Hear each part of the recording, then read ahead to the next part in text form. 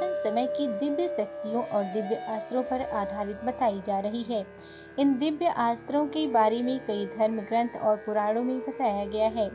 इन सभी दिव्यास्त्रों में सबसे शक्तिशाली ब्रह्मास्त्र को माना गया है। इतिहासकार के जानकार बताते हैं कि पुराणों में जिस ब्रह्मास्त्र के बारे में बताया जाता है उसमें कई परमाणु बम की बराबर की शक्ति होती थी। इस अस्त्र को प्राप्त करने के लिए कठिन तपस्या कर परमपिता ब्रह्मा को प्रसन्न करना पड़ता था। इसीलिए बहुत कम योद्धाओं के पास ये अस्त्र हुआ करता था।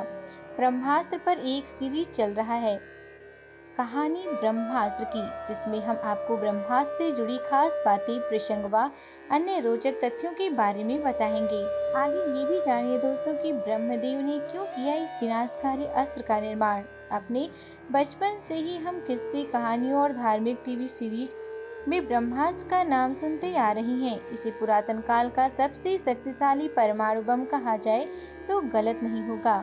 ब्रह्मास्त्र का मतलब है ब्रह्मा का अस्त्र। परमपिता ब्रह्मा जिन्होंने इस सृष्टि का निर्माण किया, उन्होंने इन अस्त्रों को भी बनाया। प्राचीन कथाओं के अनुसार दैत्यों ने जब देवताओं को हराकर स्वर्ग पर अधिकार कर लिया, तब ब्रह्मा जी ने धर्म की रक्षा के लिए इस विनाशकारी अस्त्र का आविष्कार किया।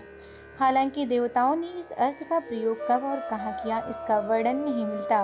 पौराणिक कथाओं के अनुसार प्राचीन समय किसी भी दिव्यास्त्र को पाने के लिए देवताओं को प्रसन्न किया जाता था। इसके लिए कठिन तपस्या करनी पड़ती थी। उस समय अनेक देवताओं और दैत्यों ने कठिन तपस्या कर ब्रह्मदेव से इस अस्त्र को प्राप्त किया। बाद में देवताओं से ये अस्त्र गंधर्वों के पास गया और फिर मनुष्यों के पास भी आ गया।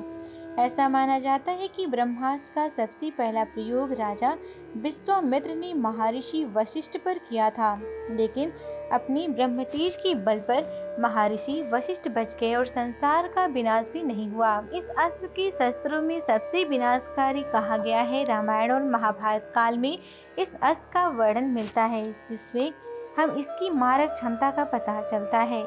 एक बार इसके चलने पर दुश्मन की सेना के साथ ही बड़े भाग का भी नाश हो जाता था। शास्त्रों में कहा जाता है कि यदि दो ब्रह्मास्त्र आपस में टकराते हैं तो समझ जाना चाहिए कि प्रलय ही होने वाली है। इससे समस्त पृथ्वी का विनाश हो सकता था। महाभारत में सैप्तपिक पर्व के अध्याय 13 से 15 तक ब्रह्मास्त्र चलाने के बाद होने वाले विनाशकारी परिणामों के बारे में विस्तार पूर्वक बताया गया है।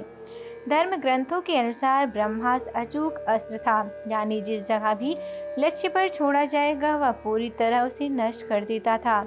इसे प्रभाव से भयंकर आग लग जाती है व विभिन्न प्रकार के हानिकारक रसायन फैल जाते हैं। इसके प्रभाव से उस स्थान पर कोई भी जीव, जंतु, पेड़ पौधे कुछ नहीं बचता था। कई सालों तक उस स्थान पर फिर से जीवन का उदय नहीं हो पाता था। पृथ्वी में दरारें पड़ जाती थीं और सालों तक बारिश भी नहीं होती थी। Subscribe to our YouTube channel and press the bell icon to get the latest updates.